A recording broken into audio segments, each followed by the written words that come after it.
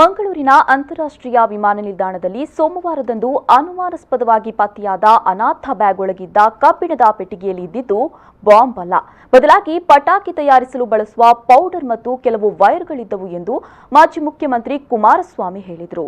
ಮಂಗಳೂರಿನಲ್ಲಿ ಮಾಧ್ಯಮ ಪ್ರತಿನಿಧಿಗಳೊಂದಿಗೆ ಮಾತನಾಡಿದ ಕುಮಾರಸ್ವಾಮಿ ಅವರು ನಿನ್ನೆಯ ಘಟನೆಯ ಕುರಿತಾಗಿ ತಮ್ಮ ಸಂಶಯಗಳನ್ನು ಹೊರಹಾಕಿದರು. ಮಾತ್ರವಲ್ಲದೆ ಬ್ಯಾಗ್ ಪತ್ತೆಯಾದ ಕೂಡಲೇ 10 ಕೆಜಿ ಬಾಂಬ್ ಸಿಕ್ಕಿದೆ ಎಂದು ಮಂಗಳೂರು ಮತ್ತು ರಾಜ್ಯದ ಜನತೆಯಲ್ಲಿ ಭೀತಿ ಮೂಡಿಸುವ ಹಾಗೆ ವರದಿ ಮಾಡಿದ ಮಾಧ್ಯಮಗಳ ಮೇಲೆಯೂ ಕುಮಾರಸ್ವಾಮಿ ಅವರು ಗರಂ ಆದರು.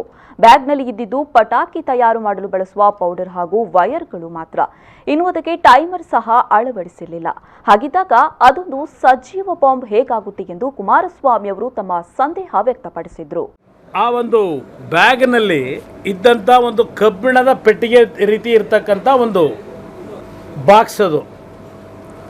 ಆ ಕಬ್ಬಿಣದ ಬಾಕ್ಸ್ನಲ್ಲಿ ಪಟಾಕಿಗೆ ತುಂಬತಕ್ಕಂಥ ಮಿಣಿಮಿಣಿ ಮಾಡ್ತಕ್ಕಂಥ ಮಿಣಿಮಿಣಿಯ ಒಂದು ಇದಿರ್ತಕ್ಕಂಥ ಪೌಡರು ಆ ಪೆಟ್ಟಿಗೆಯಲ್ಲಿ ತುಂಬಿದ್ರು. ಪಟಾಕಿಯನ್ನು ನಿರ್ಮಾಣ ಮಾಡ್ತಕ್ಕಂಥ ತಯಾರು ಮಾಡ್ತಕ್ಕಂಥ ಮಿಣಿಮಿಣಿ ಪೌಡ್ರು, ಅದರ ಜೊತೆಯಲ್ಲಿ ಕೆಲವು ಕಟ್ಟಾಗಿರ್ತಕ್ಕಂಥ ವೈರ್ಗಳಿದ್ವು.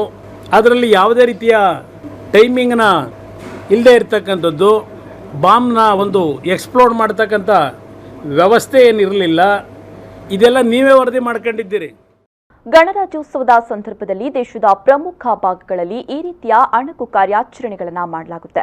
ಹಾಗೆಯೇ ನಿನ್ನೆ ಮಂಗಳೂರು ವಿಮಾನ ನಿಲ್ದಾಣದಲ್ಲಿ ನಡೆದ ಘಟನೆಯು ಅದೇ ಕಾರ್ಯಾಚರಣೆಯ ಒಂದು ಭಾಗ ಅಂತ ಕುಮಾರಸ್ವಾಮಿ ಅವರು ಅಭಿಪ್ರಾಯಪಟ್ಟರು. ನಿನ್ನೆಯ ಘಟನೆಯಲ್ಲಿ ಪೊಲೀಸರ ನಡವಳಿಕೆಯ ಬಗ್ಗೆಯೂ ಸಹ ಸಂಶಯ ಮೂಡ್ತಾ ಇದೆ. ಎಲ್ಲ ವಿಚಾರದಲ್ಲಿ ರಾಜ್ಯ ಸರ್ಕಾರ ಆದಷ್ಟು ಶೀಘ್ರ ಸತ್ಯ ಸಂಗತಿಗಳನ್ನು ಜನರಿಗೆ ತಿಳಿಸಬೇಕು ಅಂತ ಆಗ್ರಹಿಸಿದರು. ಇದು ಒಂದು ರೀತಿಯ ಇಂಡಿಪೆಂಡೆನ್ಸ್ ಡೇನಲ್ಲೋ ಗಣರಾಜ್ಯೋತ್ಸವದ ಸಂದರ್ಭದಲ್ಲಿ ಈ ಅಣುಕು ಪ್ರದರ್ಶನ ಅಂತ ಪೊಲೀಸ್ ಇಲಾಖೆಯಿಂದ ಮಾಡ್ತಾರೆ. ಯಾವುದೋ ಒಂದು ಬೆಂಕಿ ಬಿದ್ದಿದ್ದ ಕಟ್ಟಡದಿಂದ ಜನಗಳ ರಕ್ಷಣೆ ಮಾಡ್ತಕ್ಕಂಥದ್ದು, ಇಲ್ಲ ಎಲ್ಲೋ ಆಕ್ಸಿಡೆಂಟ್ ಆದಾಗ ಅವರಿಗೆ ಯಾವ ರೀತಿ ರಕ್ಷಣೆ ಕೊಡ್ತೀವಿ ಅಂತಕ್ಕಂಥದ್ದು. ಮೊನ್ನೆ ತಾನೇ ಯಾವುದೋ ಏರ್ ಆಂಬುಲೆನ್ಸ್ಗೆ ಯಾವ ರೀತಿ ಆಂಬುಲೆನ್ಸಿಂದ ರೋಗಿ ತಗೊಂಡೋಗಿ ಶಿಫ್ಟ್ ಮಾಡ್ತೀವಿ, ಅದೆಲ್ಲ ಒಂದು ಅಣುಕು ಪ್ರದರ್ಶನ ಮಾಡಿದ್ದು ನೋಡಿದೆ. ನಿನ್ನೆ ನಡೆದಿರ್ತಕ್ಕಂಥ ಘಟನೆಯನ್ನು ಗಮನಿಸಿದರೆ ಬಹುಶಃ ಅದು ಒಂದು ರೀತಿಯ ಅಣುಕು ಪ್ರದರ್ಶನ ಅಂತಕ್ಕಂಥದ್ದು.